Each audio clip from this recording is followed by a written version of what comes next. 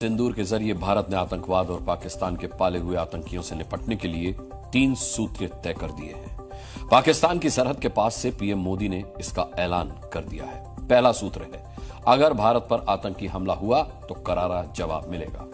आतंकवादियों और उसके परस्तों से निपटने के लिए समय, जगह और तरीका हिंदुस्तान की सेनाएं तय करेंगी। इसका मतलब यह है कि हर आतंकी हमला भारत के विरुद्ध युद्ध माना जाएगा और भारत की सेना इसका मुंह तोड़ जवाब वैसे ही देगी जैसे युद्ध में दुश्मनों को देती है। दूसरा सूत्र है, भारत एटम बम वाली गीदड़ भभकियों से डरेगा नहीं। इसका सीधा मतलब पाकिस्तान को समझ लेना चाहिए कि उसका न्यूक्लियर शक्ति होने का ढिंढोरा भारत के सामने काम नहीं आने वाला। अगर भारत पर हमला हुआ तो उसका जवाब भारतीय सेना पाकिस्तान के घर में घुस कर देगी जैसे देती है।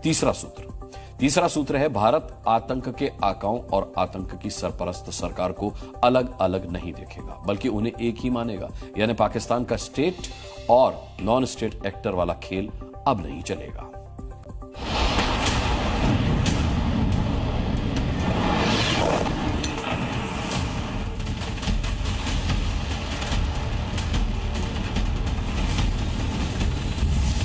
पहलगाम अटैक के 30 दिन बाद आतंकवाद पर ट्रिपल प्रहार। ऑपरेशन सिंदूर सिर्फ पाकिस्तान में बैठे आतंकियों पर ही नहीं चल रहा, बल्कि देश में दहशतगर्दी फैला रहे आतंकी भी अब चुन चुन कर मारे जा रहे हैं। पहलगाम हमले को आज पूरे 30 दिन बीत चुके हैं।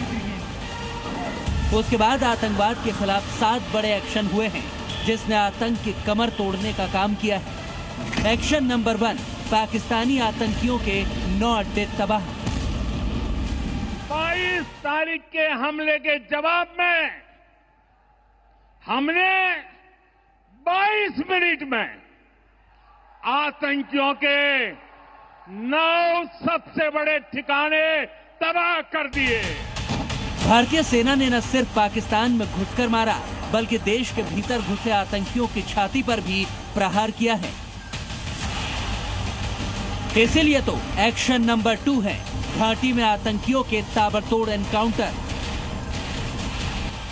और इसका ताजा मामला है जम्मू कश्मीर का किश्तवाड़, जहां आतंकियों को सुरक्षा बलों ने घेर कर जहन्नुम पहुंचाने का जाल बिछा दिया है।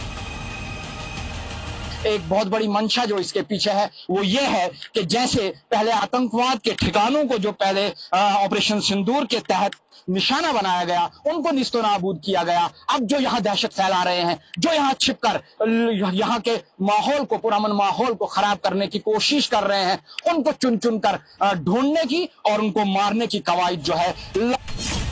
घाटी में अब तक पहलगाम में आतंकी हमले के बाद 1 महीने के भीतर 3 बड़े एनकाउंटर हुए हैं।